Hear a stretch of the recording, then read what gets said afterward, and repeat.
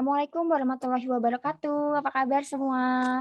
Semoga sehat selalu bersama keluarga, begitupun orang-orang tersayang dan terdekat kalian.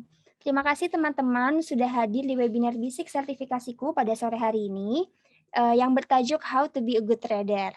Menjadi seorang trader profesional ini menjadi salah satu impian bagi setiap calon trader. Nah, hari ini kita akan membahas terkait bagaimana sih menjadi trader profesional, tips dan trik menjadi seorang trader, dan masih banyak lainnya. Nah, sebelum kita mulai untuk webinar hari ini nih terkait materi How to be a Good Trader, izinkan saya untuk memperkenalkan diri terlebih dahulu. Perkenalkan, nama saya Sandra dari sertifikasiku yang akan memandu teman-teman semua selama event webinar ini berlangsung pada hari ini. Dan teman-teman juga sudah tahu ya bahwa hari ini narasumbernya itu adalah Kak Bernadis Wijaya. Ini Kak Bernadis Wijaya sudah hadir atau belum ya? Cek dulu. Oh, sudah hadir nih. Boleh mungkin dinyalakan nih kameranya Kak Bernadis Wijaya. Oke, halo Kak Bernad. Suara saya terdengar jelas ya? Ya, halo moderator. Terima kasih sudah diundang di Halo. sertifikasiku. Terima kasih Kak Bernard. Perkenalkan saya Sandra dari sertifikasiku yang akan memandu event ini nih pada hari ini. Apa kabar nih? Baik ya Kak? Baik dong, luar biasa. Oke. Sebelumnya nih, izinkan saya untuk memperkenalkan Kak Bernard kepada teman-teman yang sudah hadir pada hari ini terlebih dahulu ya. Oke, aku cek dulu. Jadi teman-teman semua, ini adalah Kak Bernard yang akan menjadi narasumber hari ini. Kak Bernard ini adalah CEO dari Sukor Sekuritas ya Kak? Nah, terus baru-baru ini Kak Bernard ini mendapatkan award sebagai Indonesia Young Business Leader Award 2021 from SWA, Forbes 30 Under 30 Indonesia, dan Forbes 30 Under 30 Asia. Wah, keren banget nih Kak pencapaiannya. Semoga teman-teman mendengar pencapaiannya Kak Bernard ini menjadi inspirasi dan termotivasi ya atas pencapaian Kak Bernard ini nih. Nah, jadi memang topik hari ini nih sangat menariknya Kak Bernard. Jadi hari ini mungkin kita akan ngebahas lebih dalam untuk menjadi trader yang profesional dan bisa sesukses Kak Bernard ya. Ya, Dan, terima kasih. Oke, dan bagi teman-teman yang baru pertama kali untuk join di webinar sertifikasiku hari ini, saya infokan teman-teman bisa untuk mengajukan pertanyaan terkait materi di kolom chat Zoom di bawah ini. Dan teman-teman juga wajib untuk mengisi absensi, nanti link absensinya akan admin share di akhir sesi untuk persyaratan mendapatkan e-sertifikat. Nah, tanpa menunggu lama lagi nih, kita langsung mulai saja kali ya Kak untuk pertanyaan pertama. Oke, silakan. Kak Bernard, sebenarnya syarat untuk menjadi seorang trader tuh bagaimana aja sih? Apakah harus mempunyai uang yang banyak nih untuk memulai trading ini nih? Oke, jadi untuk mulai trading itu sebenarnya modalnya kecil. Ya, ini kita bisa mulai dari Rp100.000. Akan tapi sebagai seorang trader yang bisa mendulang profit, itu modalnya lebih dari Rp100 atau Rp100.000. Apa itu modalnya? Modalnya adalah 3M. 3M itu bukan 3 miliar rupiah atau 3 juta rupiah, tetapi adalah mindset, metode, dan manajemen plus 1D, yaitu kedisiplinan. Nah, apa M yang pertama? Mindset kita sebagai seorang trader harus memiliki mindset untuk berfokus kepada konsistensi profit jangka panjang instead of jangka pendek. Maksudnya gimana? Kita jangan mengejar keuntungan yang menggebu-gebu satu kali, tapi habis itu boncosnya juga gila-gila. Yang kedua, kita harus memiliki mindset yang mau belajar dan berjuang. Karena nggak semua trader tentunya belum tentu cuan di awal-awal. Bahkan kalau kondisi marketnya lagi bearish atau sideways, bahkan nggak banyak dari trader itu yang juga loss, tapi mereka batasi namanya stop loss. Nah, setelah kita memiliki mindset pantang menyerah, jangan lupa kita memiliki mindset untuk terus mau belajar. Nah, belajar itu di M yang kedua, yaitu metode. Metode di saham itu yang pertama kita gunakan adalah fundamental analysis, yaitu kita mengenali saham yang kita beli. Jangan sampai kita nggak tahu saham yang kita beli itu apa. Nah, setelah kita mengetahui saham yang kita beli tersebut, kita lakukan top-down analysis dari makroekonomi, kemudian sektoral, kemudian kaitan mengenai saham-sahamnya, dan kemudian untuk sahamnya sendiri kita analisis juga bagaimana kondisi keuangannya, earnings growth-nya seperti apa, dan lain sebagainya. Setelah itu baru untuk kita menjadi seorang trader kita harus tahu kapan entry dan exit supaya kita bisa mendulang profit maksimal. Nah, itu kita belajar namanya teknik analisis. Dan teknik analisis itu sangat mandatori untuk kita bisa menjadi seorang trader yang baik. Dan yang ketiga kita harus namanya money management. Apa itu money management? Money management itu artinya adalah kita bisa membagi uang kita di porsi yang tepat dan juga gunakan uang dingin ketika trading dan jangan all in di satu saham, tapi diversifikasi itu penting. Dan ketika teman-teman trading harus disiplin, di mana teman-teman buat trading plan, dan trading plan itulah yang menjadi patokan teman-teman ketika melaksanakan trading. Seperti itu. Tuh Pak Kimet. Jadi Kak Bernard ini sebenarnya udah berapa lama sih terjun di dunia trading itu? Aku udah terjun di dunia trading itu udah sejak tahun 2017. 2017, oh lama banget ya berarti Yes. ya, cukup lama untuk 2016 udah belajar-belajar, tapi belum gitu mencoba. 2017 baru saya terjun langsung, ternyata praktek sama teori itu banyak bedanya. Habis itu dengan adanya praktek, saya jadi iterasi. Kira-kira trading style seperti apa yang cocok buat saya, seperti itu. Jadi sekitar 4-5 tahunan lah ya untuk menyesuaikan diri di dunia trading itu, apalagi Betul. katanya kan terkait teori sama praktek nih cukup lumayan berbeda ya. Betul banget. Kalau Oke. teman-teman cuma tahu teori doang, teman-teman nggak tahu namanya bagaimana manage psikologi trading, bagaimana kondisi market sebenarnya, bagaimana kita mengatur fear and greed, dan juga emosi kita ketika trading, itu yang penting banget padahal. Oke. Nah, untuk pertama kali Kak Bernard ini terjun praktek nih sempat ada ketakutan tersendiri nggak sih? Seperti takut rugi lah atau takut gagal kayak gitu? Nah, pada awal mulanya, pasti kita ada ketakutan untuk rugi atau gagal. Tetapi kembali lagi, sebagai seorang trader itu kita harus siap namanya rugi. Kalau kita nggak siap rugi, ya jangan terjun di pasar saham atau menjadi seorang trader. Nah, that's why itu penting kita namanya money management. Di mana di awal kita harus ngeset, kita itu siap rugi itu berapa persen sih? Nah, misalnya kita set, aku siap rugi 10 juta aja deh di awal. Nah, berdasarkan buku dari Jesse Livermore, How to Trade Like Jesse Livermore. Jesse Livermore itu merupakan trader legendaris di Amerika Serikat sana, dan beliau mengatakan bahwa jangan sampai kehilangan uang kamu 10% lebih dari market. Ketika kamu hilang 10%, kalian harus stop trading dulu, evaluasi trading plan kalian. Nah, that's why kalau teman-teman baru siap rugi 10 juta, maksimal masuk ke sahamnya adalah 1 juta rupiah. Itu yang harus teman-teman pahami. Dan dari 10 juta yang siap rugi tadi itu, dan 1 juta yang kita masukkan, kita harus diversifikasi ke jangan satu saham. Kita misalnya ke 5 saham itu cukup. Jadi ketika satu rugi 10%, kita masih ruginya sekitar 2% doang. Jadi kita masih bisa lanjut dulu trading. Nah, tapi ketika kita jeblos 10 juta lebih, kita harus evaluasi trading plan kita.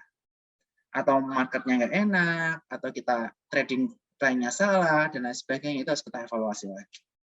Nah, jadi modal awal itu berapa tergantung rugi yang kalian siap ambil. Berdasarkan buku tadi 10%. Jadi kalau kalian siap rugi 1 juta ya 10 juta. 10 juta 1 juta dan lain sebagainya. Oke, berarti sebelum kita praktek, kita harus benar-benar well prepare banget nih ya terkait hal-hal kemungkinan-kemungkinan yang terjadi. Betul. Tapi untuk Kak Bernard sendiri nih, pernah nggak sih mengalami kerugian yang begitu besar? Tentu saja pernah, nggak ada trader yang nggak pernah rugi. Terkait hal tersebut bagaimana nih menyikapi hal tersebut? Yes, ketika kita mengalami kerugian, tentu saja seperti saya sampaikan tadi, kita harus namanya melakukan evaluasi. Kenapa sih kita bisa rugi banyak di sini? Ataukah kita cuma ikut-ikutan, kita nggak bisa mengendalikan psikologis atau lain sebagainya? Atau kita ketika melakukan trading, kita nggak melakukan analisis fundamental dulu, ternyata trennya nggak di sana, secara story dan lain sebagainya. Kemudian secara teknikal kita gegabah, kita ngejar harga atau apa, itu bisa menjadi bahan evaluasi. Nah, itu bisa menjadi catatan buat kita supaya ke depan tidak terulang lagi kesalahan yang sama, seperti itu. Oke, oke. Jadi sebenarnya nih apa saja sih yang harus diperhatikan nih ketika trading nih bagi pemula, do and don't-nya nih apa aja? Nah, Mungkin boleh nih bagi tips ke teman-teman semua. do-nya seperti saya sampaikan tadi, 3M+1D. Itu wajib dilakukan oleh para trader. Kemudian teknik analisis harus didalami, jangan teman-teman beli ketika udah di pucuk, tapi tetap harus pahami kapan harus belinya dan kapan exitnya, itu penting banget. Itu yang pertama. Itu yang kedua. Terus dan yang ketiga, yang do-nya adalah kita nggak boleh ikut-ikutan. Itu don'ts-nya ya. Kita nggak boleh ikut-ikutan. Dan kita nggak boleh masuk ke saham kalau kita nggak mau analisis sendiri terlebih dahulu. Nanti ujung-ujungnya kita menyalahkan orang lain. Padahal segala sesuatu kerugian keuntungan di pasar saham itu kesalahan kita. Seperti itu. Untuk down-nya nih apa aja nih Kak? Yang jangan dilakukan nih? Jangan ikut-ikutan, FOMO, jangan greedy. Itu yang paling penting. Oke. Ini nih berhubung tadi Kak Bernard bilang jangan ikut-ikutan, akhir-akhir ini lagi marak nih terkait orang-orang nih berbondong-bondong untuk trading, saham, kayak gitu nih. Ini tanggapan Kak Bernard sendiri bagaimana nih terkait hal tersebut? Oke. Menurut saya nggak ada salahnya orang-orang masuk ke pasar saham. Karena ini merupakan hal yang bagus supaya investor kita bertumbuh dalam negeri. Nah, kemudian tetapi dengan banyaknya influencer saham di Indonesia, kita harus bisa memilih-milih. Ketika mereka merekomendasikan saham, jangan mentah-mentah kita telan, kita langsung beli. Tapi kita harus analisis dulu, top down analysis secara fundamental, kemudian kita analisis balance sheet dan juga income statement dari perusahaan tersebut, baru kemudian kita secara teknikal kita lihat secara entry point ini masih masuk akal atau enggak. Lebih besar reward atau risk-nya. Kalau lebih banyak reward-nya, kita bisa go for it. Kalau lebih banyak risk-nya, kita sebaiknya hindar. Itu yang paling penting. Oke, jadi nggak masalah ya terkait sekarang lagi trending nih orang-orang pada ikutan trading, lalu belajar untuk saham itu nggak masalah ya Kak? Yes. Oke, untuk saran ini terhadap trader pemula nih apa aja sih saran-sarannya? Lalu skill apa saja sih sebenarnya yang harus dipelajari oleh seorang trader apalagi yang baru mau mulai nih? Oke. Jadi sebagai seorang trader yang perlu kita lakukan untuk memulai adalah yang paling penting adalah di mana kita sebagai seorang trader itu tadi itu punya 3M per 1D. Modal 100.000 nggak cukup, tapi kita perlu modal 3M per 1D tadi. Itu modal yang paling penting untuk kita mulai masuk di pasar saham. Tanpa 3M per 1D, saya yakin teman-teman akan boncos. Gitu. Kalau skill-skillnya apa saja nih yang harus teman-teman harus asah dulu nih dari awal sebelum kita terjun ke dunia trading tersebut? Oke, untuk skill-skillnya saya sudah sebutkan tadi ya, kaitannya mengenai fundamental analysis. Bagaimana kita bisa melakukan analisis top down, kita melihat secara makroekonomi seperti apa, kemudian dari kebijakan makroekonomi sektoral yang diuntungkan seperti apa, dan kemudian kita lihat dari sektor tersebut saham-saham yang paling bagus seperti apa dari balance sheet dan juga income statement. Dan yang kedua, kita paling penting adalah teknik analisis. We know how to entry and how to exit. That's one of the most important thing ketika teman menjadi trader. Oke. Tips-tipsnya apa saja nih untuk bagi seorang trader yang pemula nih agar bisa berhasil nih dan bisa menjalani atau misalkan biar bisa konsisten nih kayak Kak Bernard kan udah 4-5 tahun nih. Mungkin kan kadang ada beberapa orang yang ketika mengalami kerugian langsung kayak udah deh nggak mau lagi gitu, tidak menekuni gitu. Nah, boleh nih kasih tips kepada teman-teman semua nih di sini. Oke, sebagai trader pemula ya, kembali lagi sih 3M+1D tadi. Saya nggak bisa ngomong lainnya lagi, intinya kita harus 3M+1D, intinya seperti itu. Cuma kalau kita pengen belajar menjadi trader yang lebih advance, saya ada materi juga nih, kalau boleh saya share, saya akan sharekan kalau diperkenan oleh tim sertifikasi. Boleh, Gitu. boleh. Ini kebetulan juga ada beberapa peserta nih yang tanya di kolom chat, mungkin Kak Bernard juga bisa lihat. Ada beberapa nih Kak Bima dan Kak David. Jadi mungkin saya langsung bahas aja ya supaya kita nggak muter-muter di situ-situ lagi. Kita langsung aja nih ke materinya supaya teman-teman langsung paham dan tahu action itemnya. Karena untuk menjadi trader itu kita jangan ngomongnya trader pemula terus. Kalau trader pemula ya intinya kita 3M+1D. Tapi kalau kita ingin menjadi trader yang konsisten sampai akhir, kita 3M+1D itu banyak turunannya. Nah, turunannya ini di slide ini nih. Yang perlu teman-teman ketahui supaya kita bisa menjadi trader yang sukses. Oke. Nah, ini yang tadi saya sampaikan tadi. Saya udah bahas 3M+1D. Coba ketik apa 3M+1D tadi untuk review bentar. Supaya saya tahu bahwa teman-teman tadi nangkep apa yang saya sampaikan. Karena saya udah ngulang-ngulangnya 3 kali lebih nih, 3M+1D. Silahkan. Ya, teman-teman nih bisa coba tulis di kolom chat nih 3M plus 1D nih. Tadi kan Kak Benat sudah beberapa kali mengulang terkait hal tersebut. Mungkin Kak David, Kak Bima nih, Kak Kurniawan, teman-teman yang lain boleh ditulis nih. Oke. Mindset, method, money management. D-nya apa?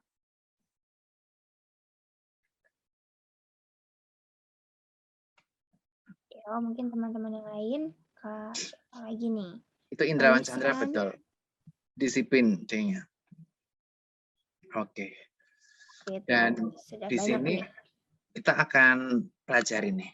Nah, sebenarnya technical analysis sama fundamental analysis itu bedanya apa sih? Nah, ini kan pasti kalau untuk pemula banyak yang nanya nih, banyak yang belum ngerti. Nah, fundamental analysis itu adalah kita melihat saham berdasarkan bisnisnya, kesehatan perusahaan, dan manajemennya. Itu yang pertama. Sedangkan technical analysis, kita menilai harga saham berdasarkan pergerakan volume supply and demand-nya. Itu yang perlu dipelajari. Kemudian yang kedua, kita adalah memprediksi pergerakan harga saham berdasarkan perubahan nilai intrinsik dan pergerakan keuangan perusahaannya. Itu fundamental analysis. Sedangkan technical analysis, kita akan prediksi pergerakan harga saham berdasarkan historical pattern dari pergerakan harga sebelumnya. Dan fundamental analysis itu biasanya time frame-nya panjang, lebih dari 1 tahun. Sedangkan technical analysis, time frame-nya lebih ke jangka pendek dan menengah. Itu yang bisa diperhatikan. Dan teknik analisis itu kita memprediksikan masa depan harga saham itu berdasarkan historical graphic. Sehingga kita wajib bisa membaca namanya candlestick seperti ini. Seperti itu. Dan basic dari teknik analisis itu sekali lagi adalah namanya Dow Theory. Ini adalah rumus dasar yang teman-teman perlu pahami supaya teman-teman bisa menjadi successful trader. Apa itu? Yang pertama adalah market price discount everything. Artinya apa? Harga yang terbentuk di pasar telah mencerminkan semua informasi, berita, harapan, ketakutan, dan ketamakan para pelaku pasarnya. Kemudian yang kedua adalah there are 3 kinds of market trends. Jadi pasar memiliki 3 jenis tren yang dipengaruhi oleh pergerakan harga, yaitu uptrend, harga semakin naik, downtrend, harga semakin turun, dan sideways. Dan kemudian tren terbagi menjadi 3 bagian, yaitu major trend, tren utama, secondary trend, dan minor trend. Nanti saya akan jelaskan lebih lanjut mengenai hal ini. Kemudian yang ketiga adalah primary trends have 3 phases. Nanti saya juga akan pelajari mengenai hal ini, yaitu adalah akumulasi ketika big money sedang melakukan akumulasi terhadap saham tersebut, partisipasi publik atau saat harga sahamnya naik, ini mengundang partisipasi publik, dan yang terakhir adalah fase distribusi. Dan yang keempat adalah volume must confirm the trend. Jadi ketika kenaikan harga atau pantulan di support ketika pay on weakness harus diikuti dengan kenaikan volume. Kemudian yang kelima, index must confirm each other, di mana tren akan terkonfirmasi bila semua indeks mengkonfirmasi satu sama lain. Contohnya adalah, misalnya kondisi makroekonomi membaik, harga komoditas membaik, coal, ada krisis energi, dan akhirnya harga saham coal pun ikut meningkat, karena tercermin dari earnings-nya. Kemudian yang terakhir adalah trend persist until a clear reversal occur, atau sebuah tren akan terus berlanjut sampai ada tanda jelas. Nah, oleh karena itu nanti kita akan belajar namanya chart pattern, bullish reversal pattern, dan bearish reversal pattern. Seperti itu. Nah, inilah tipe-tipe grafik yang perlu kita pelajari. Oke, yang pertama adalah line. Ini menurut saya line ini nggak bermanfaat jika kita menjadi seorang trader, apalagi swing trader, kita perlu membaca candle. Bar ini lumayan, tapi kita paling penting adalah bisa baca candlestick. Nah, cara membaca candlestick ini gimana caranya sih? Nah, ini contohnya aplikasi di Sukor ya, Spot New Generation. Teman-teman nanti bisa belajar technical, belajar sambil trading, bisa join nasabah Sukor di Instagram saya @bernardwijaya17. Buka link bio saya, nanti teman-teman akan bergabung menjadi nasabah Sukor Sekuritas. Nah, di sini nih yang paling penting kita bisa lihat candle-nya ini. Nah, bagaimana cara lihatnya? Ini ada ekor-ekornya nih. Kalau ekor bawah itu adalah harga terendah pada hari tersebut. Kalau high itu adalah harga tertinggi hari tersebut. dan ada bodinya. Kalau bodinya warna hijau, berarti close lebih tinggi daripada open. Berarti harganya naik. Jadi badan bawahnya open, badan atasnya close. Tetapi jika candle merah, artinya dia turun. Close-nya lebih rendah harga daripada harga opening atau harga pembukaan.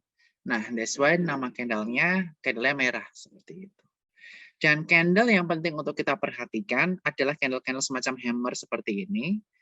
Biasanya ada kepala, ada ekor. Dan jika kepala dan ekor ini warna hijau dan disupport, biasanya dia akan ada pantulan.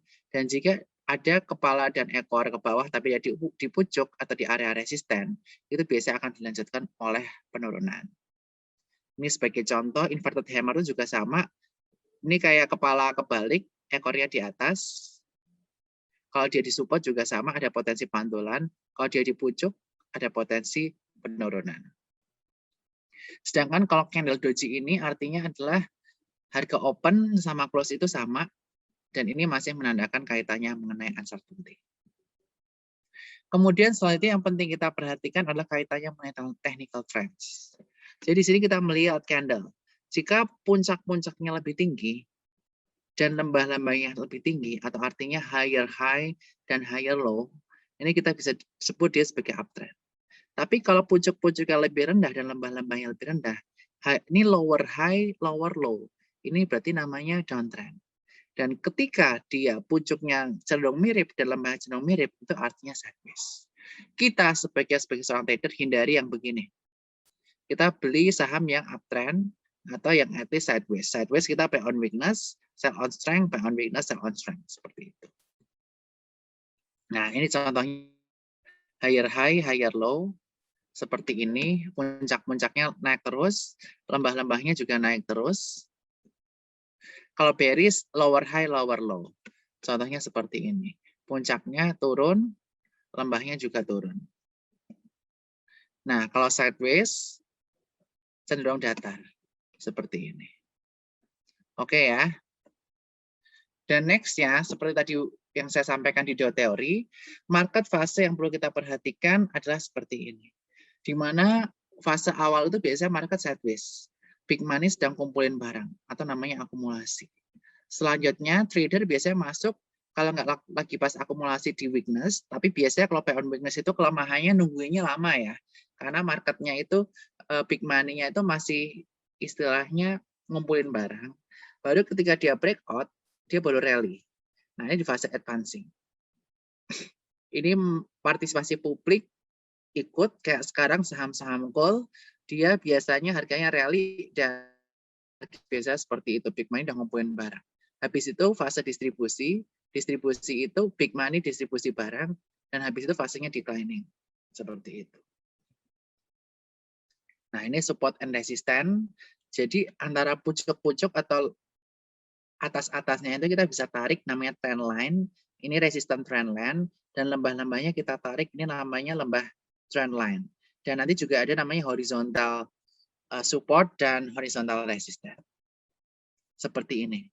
Ini horizontal resistance, horizontal support, Kurang lebih seperti itu. Dan tadi saya juga sampaikan bahwa ketika kenaikan harga itu harus disertai dengan volume, baru confirm bullish.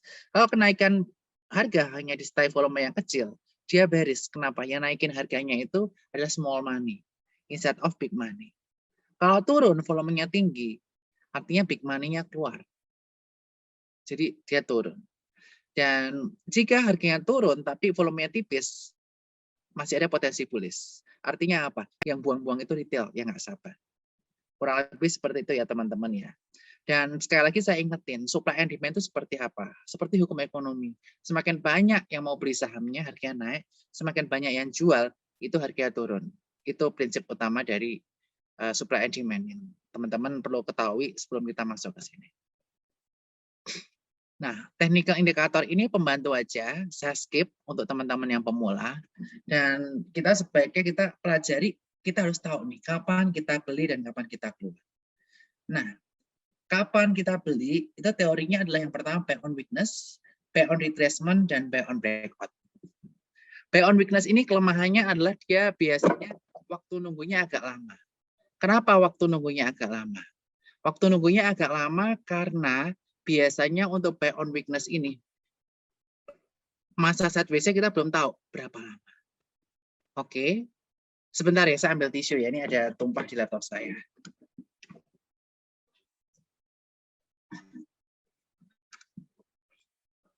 Oke, jadi ini istilahnya kita melihat bahwa buy on weakness itu biasanya kita waktunya lama. Dan buy on weakness itu biasanya kita lihat support-support kuat, dan di situ ada pantulan candlestick yang seperti saya sampaikan tadi, either itu hammer atau inverted hammer di area support, atau doji diikutin candle hijau. Nah, itu bisa kita lakukan pembelian di dekat-dekat area support. Dan selanjutnya untuk buy on breakout, kita perlu namanya mempelajari pattern-pattern seperti ini. Namanya chart pattern. Tadi saya sampaikan ya di teori di awal. Tren itu akan terus berlanjut sampai clear reversal terjadi. Nah, clear reversal itu terjadi jika mereka membentuk pola-pola seperti ini. Ini seperti pola bearish reversal pattern. Kalau patternnya setelah begini biasanya dia turun. Terus ini bullish reversal pattern, double top, inverted hand shoulders, dan lain sebagainya. Ini naik potensinya. Cup and handle potensinya naik, dan lain sebagainya. Dan selanjutnya, yang perlu teman-teman perhatikan adalah kapan jualannya. Nah, jualan ini penting banget, karena kalau teman-teman nggak tahu kapan jualan, teman-teman nggak tahu kapan teman-teman harus jual barang tersebut. Nah, kapan jualan, tadi saya sampaikan, ketika udah ada candle di area resistance candle hammer seperti ini, kita bisa jualan, atau inverted hammer. Kemudian ketika tren lainnya patah, tadi saya udah ajarin bagaimana cara narik support, di support-support ditarik, dan tren lainnya patah kita jualan. Kemudian breaking down the base, dia ada base, dia turun, kita bisa jualan, dan harga turun di bawah MA20 atau 50. Dan selanjutnya, ketika teman-teman mau mulai trading, teman-teman harus tahu dulu, tentukan stock universe kamu. Yang pertama adalah identify. Yang pertama, teman-teman harus tahu bisnis dari perusahaan yang teman-teman beli. Kemudian tadi saya sampaikan analisis top down itu penting banget, tentukan variabel-variabel ekonomi makro, industri pilihan yang berprospek paling baik, dan analisis perusahaan terbaik. Ini indikator-indikator untuk kita pilih perusahaan yang terbaik, di mana balance sheet-nya kuat, earning-nya bertumbuh, company-nya terus bertumbuh, reputable top management team, dan valuasinya lebih murah daripada yang lain. Dan ini jenis-jenis sahamnya, blue chip, cycle limited liner, teman-teman harus tentukan stock universe-nya. Dan yang selanjutnya kita determine apakah tren dan pattern-nya oke untuk masuk, support dan resistance saham tersebut, titik masuk, titik stop loss, dan target price. Kenapa stop loss itu penting? Seperti saya sampaikan tadi, kalau kita rugi 10%, kita untuk balikin modal harus naik 11%. Rugi 20%, naikin modal 25%, dan lain sebagainya. Dan yang ketiga, kita bisa execute dengan namanya order buy seperti ini. Dan selanjutnya kan harus rajin monitor portofolio yang ada di porto teman-teman sekalian. Kurang lebih seperti itu yang bisa saya sampaikan. Oke, teman-teman mungkin ada yang mau bertanya nih terkait materi yang telah disampaikan oleh Kak Bernard tadi. Ini juga saya ingin membacakan salah satu pertanyaan dari peserta yang sudah masuk di kolom chat atas nama Kak Indirawan Chandra. Mungkin Kak Bernard juga bisa melihat ini. Kak Indirawan Chandra bertanya, Mas Bernard, bagaimana mengantisipasi jika suatu pattern gagal? Mungkin boleh dibantu jawab nih, Kak. Oke, jika pattern gagal, ya kita harus batasi namanya stop loss. Misalnya dia breakout pola cup and handle, inverted head and shoulders, atau double bottom gagal. Ya kita harus siap namanya stop loss. Karena kita melihat bahwa trading itu is about probability. Kita menang di kisaran area 50-60% berdasarkan buku Jesse Livermore itu sudah cukup bagus di dalam suatu trading saham. Yang penting adalah kita bisa membatasi risiko dan we know kapan kita jual ketika udah ada tren membalikan arah. Intinya yang paling penting adalah seperti itu. Oke, baik. Terima kasih banyak Kak Bernard atas jawabannya. Terima kasih juga Kak Indirawan atas pertanyaannya sudah dijawab nih oleh Kak Bernard. Lalu pertanyaan dari Kak Taufik Dwihana nih, lebih baik trading atau investing sih sebenarnya? Oke. Semua ini tergantung dari trading style teman-teman. Kalau teman-teman memiliki waktu lebih banyak di market, trading is okay for you guys. Tapi jika teman-teman nggak punya waktu untuk mantengin, ya better investasi. Intinya itu, ada ketersediaan waktu atau enggak. Oke. Dan bagaimana knowledge teman-teman. Kalau teman-teman nggak punya kemampuan teknik analisis yang baik, memadai, ya better invest. Kalau teman punya kemampuan teknik analisis, ya silakan jadi trader. Tapi tema hari ini kan how to be a good trader ya, makanya tadi saya fokusnya lebih ke teknik analisis begitu. Oke, baik Kak Taufik sudah dijawab ya oleh Kak Berna. Terima kasih sudah dijawab Kak. Ini lanjut ke pertanyaan selanjutnya nih. Mau Kak Berna yang pilih atau aku nih? Karena Kamu ada aja beberapa deh. pertanyaan. Oke. Oke, sebentar aku baca dulu ya. Ada dari Kak Rizky Cahya nih. Jika swing sudah sesuai target, apakah baiknya take semuanya atau sebagian saja? Oke, jadi kan tadi saya udah sampaikan ya ada beberapa strategi untuk jualan. Nah, kalau udah sampai target price, kita bisa jual sebagian 50%. 50% kita tunggu sampai trennya patah. Jadi supaya kita nggak gelow, wah waktu itu kenapa nggak dijual sih, padahal target itu segitu. Ya udah, kalau emang dasar target segitu, itu area resisten, udah jual 50%. Misalnya dia lanjut, trennya belum patah, ya good. Nanti kita tunggu dia trennya patah, dia udah potong trendline atau udah potong MA20, kita bisa jualan. Atau dia udah bikin base dan akhirnya breakdown.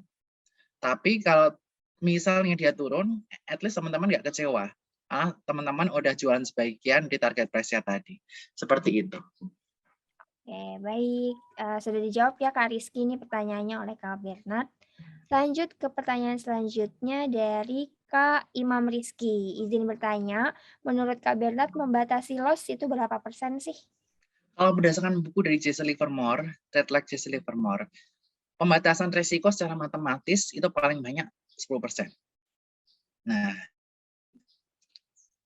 jika kita lihat secara teknikal, teman-teman jika melakukan trading secara swing, biasanya kita bisa lakukan sampai 4-7% stop loss.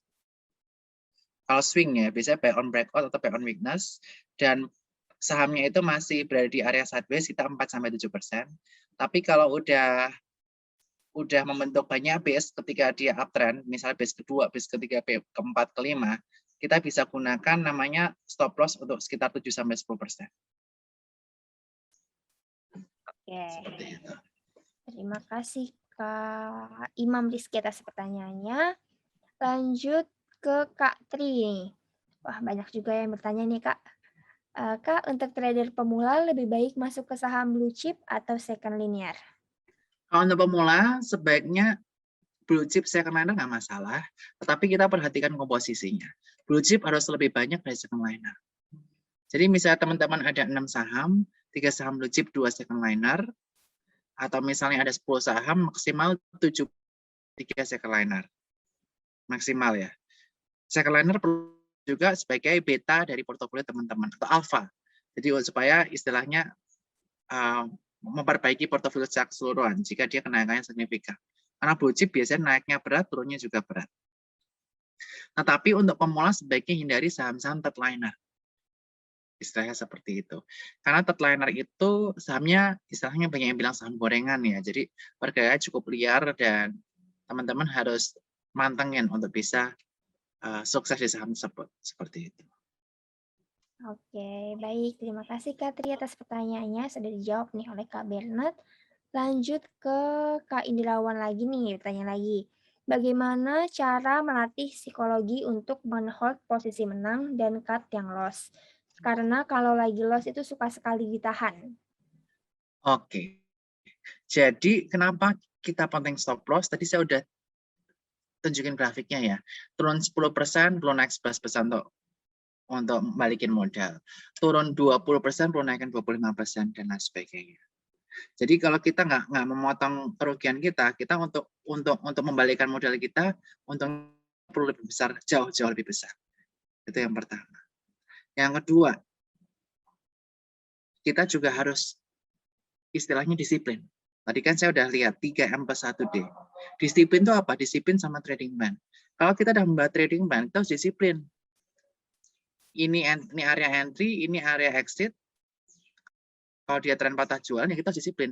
Jangan istilahnya kita membenarkan keputusan kita. Semuanya harus objektif. Nah, objektivitas itu perlu untuk seorang trader. Dan itu bisa dilihat dari grafik yang tadi saya sampaikan tadi. Candlestick yang saya sampaikan tadi. Karena grafik tidak akan bohong. Istilahnya seperti itu. Oke, baik. Kita lanjut ke pertanyaan selanjutnya. Dari Kak Reni Aulia nih. Sore Kak, izin bertanya, jika emiten disuspend itu kenapa ya? Dan kita sebagai investor itu harus bagaimana? Oke. Emiten disuspend itu ada dua hal. Yang pertama karena ada unusual market activity selama beberapa kali, misalnya kenaikan harga yang terlalu ekstrim dan lain sebagainya, dia disuspend dulu untuk beristirahat. Itu yang pertama. Tapi ada yang disuspend karena yang kedua, misalnya adalah karena emiten perusahaan tersebut tidak memenuhi kewajiban Bursa Efek Indonesia. Misalnya ngirim laporan keuangan terlambat, atau misalnya dia ada kerugian hingga dia mengakibatkan bangkrut dan lain sebagainya. Nah, oleh karena itu, seperti saya sampaikan tadi, paling penting adalah tentukan stok universe di awal. Kalian mau milih saham seperti apa sih untuk trading? Karena tiap orang itu stok universe-nya beda-beda, tergantung dari risk profile teman-teman masing-masing. Seperti itu. Oke. Lalu broker apa sih yang rekomen untuk trading nih dari Kak Zarkasi? Oke, broker apa yang rekomend testing untuk trading? Tentu saja adalah broker yang pertama adalah yang MKBD-nya atau modal kerja bersih disesuaikannya. Teman-teman bisa lihat di web IDX, itu di atas 250 miliar sebisa mungkin. Karena apa? Semakin besar MKBD, kekuatan modal broker tersebut baik, dan potensi disuspend broker tersebut minim. Karena broker juga bisa disuspend. Itu yang bisa diperhatikan yang pertama. Yang kedua, broker tersebut memiliki online trading platform dan bisa buka rekening secara online. Nah, salah satunya adalah Sukor Sekuritas. Teman-teman bisa buka di link bio tersebut, dan teman-teman akan masuk ke komunitas kami, yaitu Sukor Cuan Troopers, di mana komunitas kita itu saling belajar bareng, menguatkan satu sama lain. Sehingga tentu saja ini membuat mindset, metode manajemen, dan kedisiplinan teman-teman terasah dengan adanya Badi di Sukor Cuan Troopers. Badi itu penting banget untuk trading menurut saya. Untuk link Sukor Sekuritas bisa lihat di Instagramnya Kak Bernat ya, di bio-nya ya. Betul. Oke. Lanjut ke pertanyaan selanjutnya.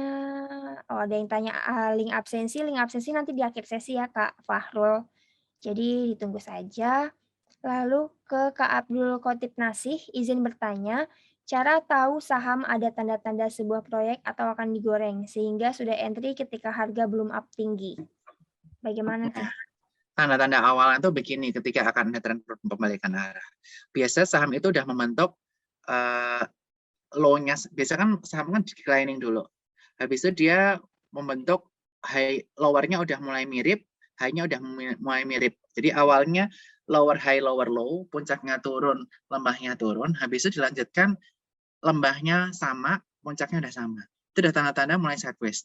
Nah, kita bisa cicil namanya buy on weakness jika ada pantulan yang kuat di area support yang low-nya udah mulai sejajar tadi. Itu kita bisa cicil, misalnya 25% atau 50%. Nah, sisanya lagi nanti beli ketika kita breakout, supaya nunggunya kelamaan.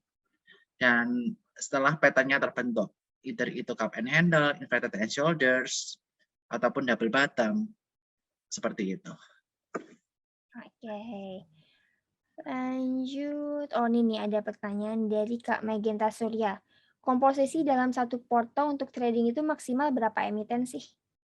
Sebenarnya nggak ada batasannya sih, tapi kalau untuk pemula sebaiknya maksimal 5, supaya nggak pusing mantaunya. Kalau untuk yang udah advance maksimal 10, jadi 1-2 tangan ini maksimal, nggak boleh lebih dari 2 tangan kita. Untuk minimalnya tidak ada berarti ya, Kak? Minimal sebaiknya kalau aku bilang 4 lah. Jadi ketika satu emiten harus cut loss, kita cut loss-nya 2,5%. Masih bisa di-cover 3 saham yang lain. Oke, begitu ya Kak Magenta Surya nih, minimal dalam satu porto itu 4 dan maksimal 5-10 ya. Lalu Kak Sieni, bagaimana cara analisis untuk mengetahui harga saham yang akan naik? Itu mungkin tadi udah saya jawab ya.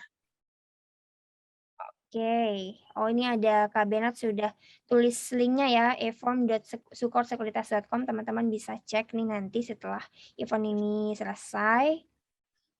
Lalu Kak Indrawan, Kak, kenapa kadang ada laporan emiten yang bagus, tetapi secara teknikal harga laporan keuangannya ini terus turun? Sorry, kenapa kadang ada laporan keuangan yang bagus, tetapi secara teknikal harganya terus turun ya? Yang pertama kita lihat, kalau harga sahamnya turun kenapa? Semakin banyak yang mau jual barangnya. Kalau harganya naik, semakin banyak yang mau beli. Pasti ada reason behind kenapa dia harganya atau sahamnya dijual terus. Misalnya, walaupun laporan emitennya bagus, tetapi sama tahun sebelumnya bagusan tahun lalu. Walaupun bagus, tapi kalau dibanding tahun lalu lebih jelek, ya pasti orang buang. Pasti cari yang performanya ke depannya lebih baik. Atau misalnya dia laporan keuangannya bagus, tetapi bagusnya dari pendapatan lain-lain, bukan dari pendapatan utamanya. Nah, itu juga bisa bikin turun. Kalau pendapatan utamanya turun. Jadi laporan keuangan harus kita cermati secara detail. Terus yang kedua, kita perhatikan juga good corporate governance dari perusahaan tersebut. Apakah manajemennya dipercaya atau tidak. Dan yang ketiga, kembali lagi kita lihat secara teknikal. Nah, kalau udah dari downtrend, udah ada pembalikan arah yang saya tunjukkan tadi, misalnya udah bentuk low-nya udah mirip, udah nggak ada bentuk lower low, puncaknya juga udah mirip, nggak bentuk lower high, itu kayaknya udah mulai bisa kita amati. Tapi kalau masih lower high, lower low, kita stop dulu, jangan beli. Begitu. Oke, berarti kita harus cermati dulu ya. Oke, lanjut ke Kak Dirham Fadila. Sore Kak Bernard, bagaimana pandangan window dressing saat menuju akhir tahun ini? Sektor apa saja yang menarik mengingat emiten yang proyeknya jalan lagi dan bangkit dari pelonggaran PPKM? Terima kasih. Oke, yang pertama kaitannya mengenai krisis energi ya. Krisis energi kita melihat terjadi di Eropa dan juga di China, sehingga saat ini negara-negara di luar negeri sana, nggak cuma Indonesia, udah mulai start normal baru ya, new normal, di mana ekonominya atau kegiatan aktivitas manusianya udah mulai aktif sampai sebelum COVID, tetapi kebutuhan energinya atau suplai energinya belum sebanyak itu. Sehingga ada namanya krisis energi di berbagai belahan dunia, sehingga menyebabkan kenaikan-kenaikan harga komoditas seperti coal atau batu bara, kemudian oil, dan CPO. Nah, teman-teman bisa perhatikan 3 sektor tersebut, mana yang menarik buat teman-teman, tapi sekali lagi praktekkan teknikal analisis yang saya sampaikan tadi. Saham mana yang menarik secara teknikalnya. Dan reward berbanding risknya lebih banyak rewardnya. Terus yang kedua, kaitannya mengenai komoditi boom, masyarakat Indonesia selain dari pertanian, pendapatan terbesar dari pertambangan. Nah, dengan adanya kenaikan harga komoditas ini, pastinya akan mampu meningkatkan taraf hidup masyarakat Indonesia. Orang yang punya proyek-proyek di komunitas akan semakin kaya, yang karyawan-karyawannya juga banyak dapat bonus, pekerja-pekerjanya juga, sehingga dia naik. Daya beli masyarakat naik, mereka melakukan konsumsi. Konsumsinya kemana? Konsumsinya bisa beli properti, bisa beli baju di sektor retail, atau beli makanan-makanan yang lebih baik dari sebelumnya, beli saham ayam-ayaman atau poultry. Nah, dan dengan ekonomi yang berkembang seperti ini, saja sektor perbankan tidak bisa dilupakan. Itu yang bisa kita perhatikan. Oke, terima kasih atas jawabannya dan atas pertanyaannya, Kak. Lanjut mungkin 1-2 pertanyaan lagi ya, mengingat sebentar lagi jam 5. Aku mau bacain dari Kak Yudianto Supriyadi. Untuk kondisi market sideways, bagaimana menentukan time frame trading? Oke, untuk market sideways, maksudnya menentukan time frame seperti apa ya? Kalau saya sih saya lihat candle-nya daily, itu yang pertama. Kalau marketnya sideways atau downtrend, saya pasti lakukan buy on weakness. Intinya seperti itu. Di area resisten, potensinya false break-nya kencang, jadi saya akan sell on strength 75%. Dan exposure cash saya kurangin maksimal 50-75%. Tapi kalau ketika market bullish seperti saat ini, exposure cash saya 100%. Saya berani untuk tahan posisi, walaupun dia on the resistance, sampai trennya patah. Yang seperti saya sampaikan tadi. Seperti itu. Oke, terima kasih. Ini pertanyaan terakhir ya dari Kak Abdul Khotib. Yang perlu dimiliki seseorang apabila apply pekerjaan seputar pengelolaan dana ini apa saja ya? Oke.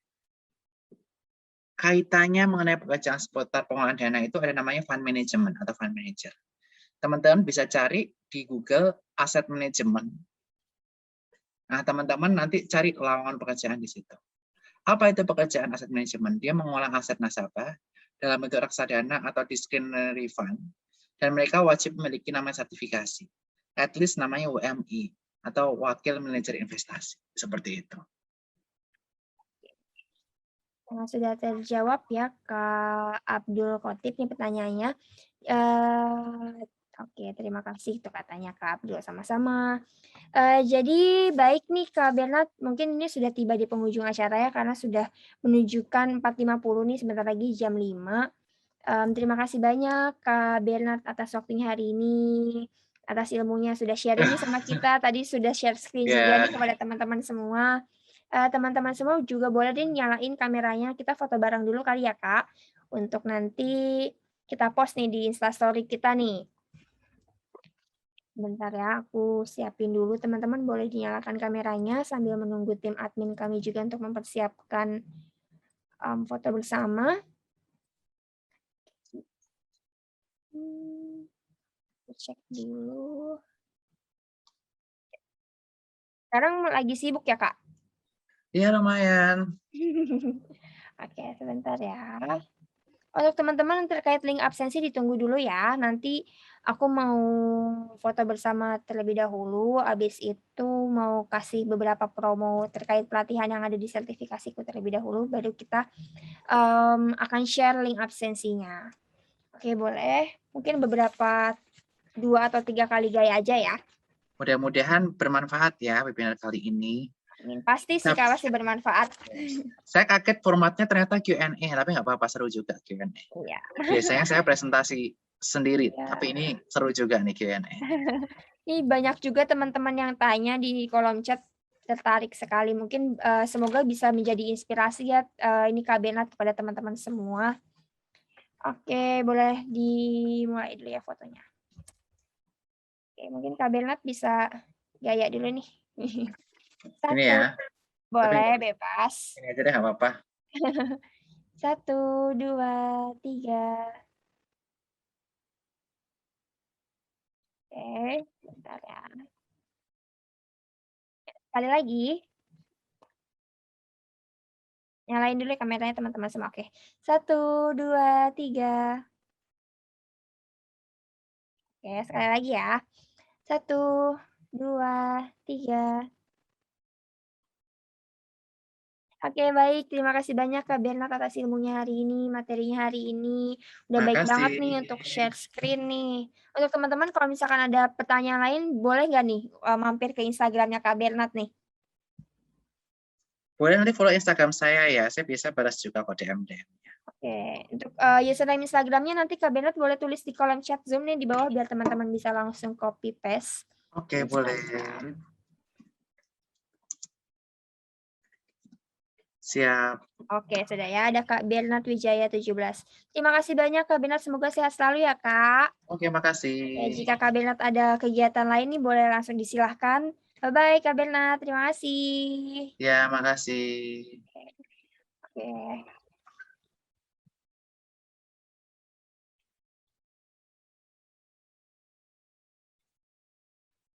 Oke, aku lanjut ya ke teman-teman semua.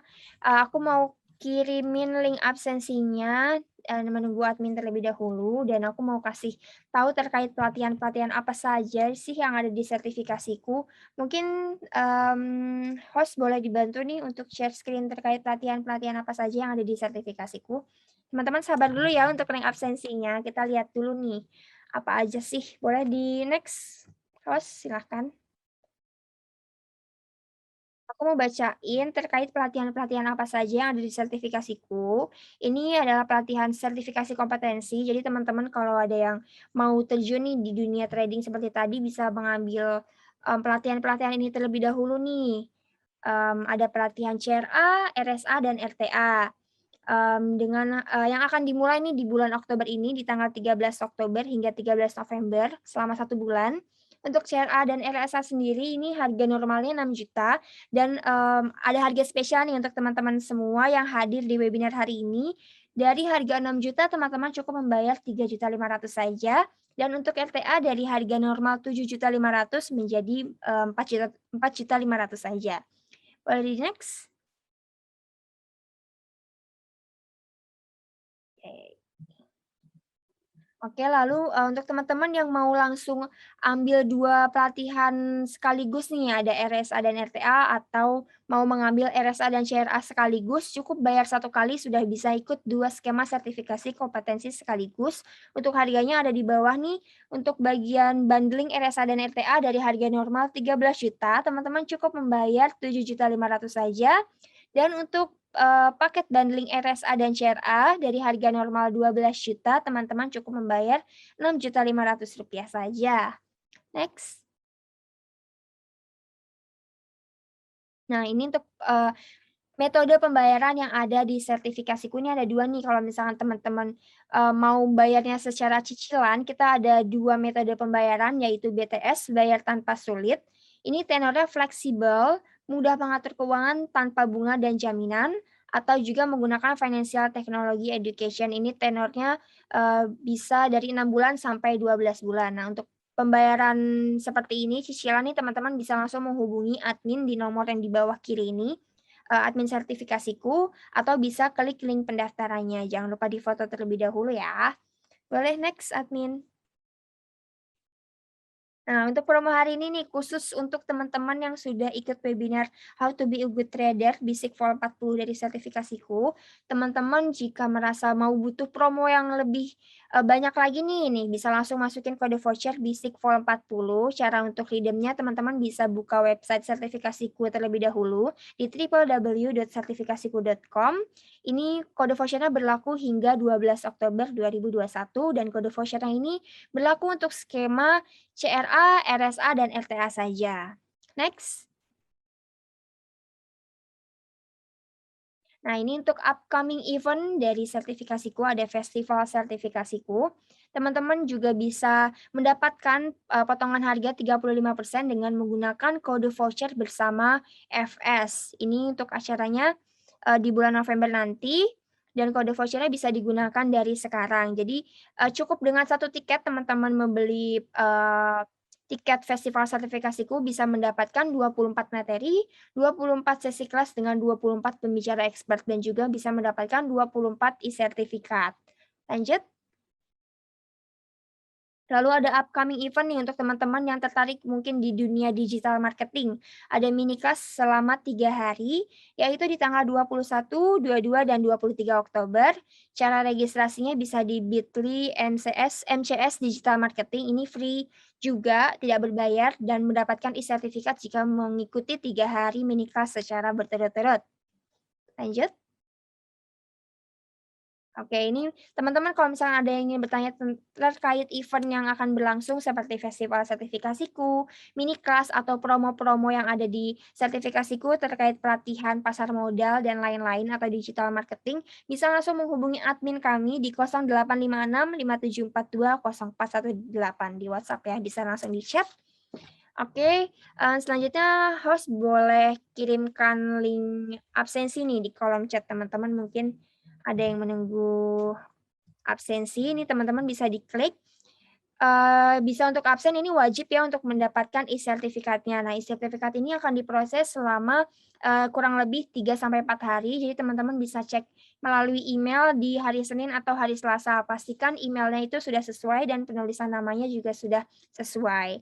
Baik, terima kasih teman-teman semua. Semoga materi hari ini bermanfaat untuk teman-teman semua, bisa bermanfaat dan menjadi inspirasi untuk menjadi seorang trader profesional. Terima kasih teman-teman yang sudah bergabung pada webinar ini. Mohon maaf jika ada yang kurang dalam penyampaian materi maupun kesalahan kata. Jangan lupa follow Instagram sertifikasiku dan subscribe YouTube sertifikasiku.